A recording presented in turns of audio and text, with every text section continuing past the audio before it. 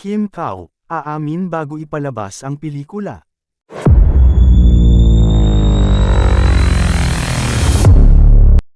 Ang bongga ng Kim Pao love team nina Kim Chiu at Paolo Avellino.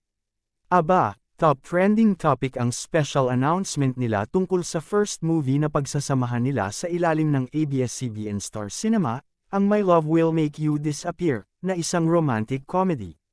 Dialogue pa lang ni Kim na, dahil nadala na namin kayo sa TV, sa tour, ngayon sasabihin na namin, may isang malaking regalo kami ni Paolo sa inyo kasama ang Star Cinema ang My Love Will Make You Disappear, sa It's Showtime noong Lunes, 12 ng Agosto, ay sobrang kinakiligan na.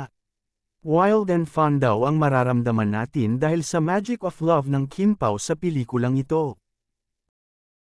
Mataas ang expectation sa My Love Will Make You Disappear nina Kim Chiu and Paolo Avellino. Lalo na at top trending at pinag-usapan ang espesyal na announcement nila tungkol sa unang pelikula na kanilang pagsasamahan sa ilalim ng ABS-CBN Star Cinema na romance comedy film. Kakaiba raw na Kim Pao nga ang dapat abangan matapos silang magtambal at minahal ng publiko sa hit series na Linlang at What's Wrong with Secretary Kim.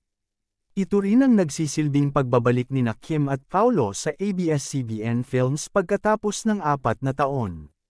Say nga ng direktor nilang si Chad Vidines, pre-pandemic pa ata yung huli tayong nagkaroon ng True Blue rom-com from Star Cinema.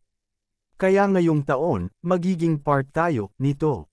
Nakaka-excite dahil sa inyo. Teka, sa October na ipapalabas ang My Love Will Make You Disappear, nangangahulugan ba na before ng showing ng pelikula nila ay aamin na ang Kim Pao sa chikang magjowa na sila? Naku, tanging sina Kim, Paolo lang ang makakasagot niyan, ha?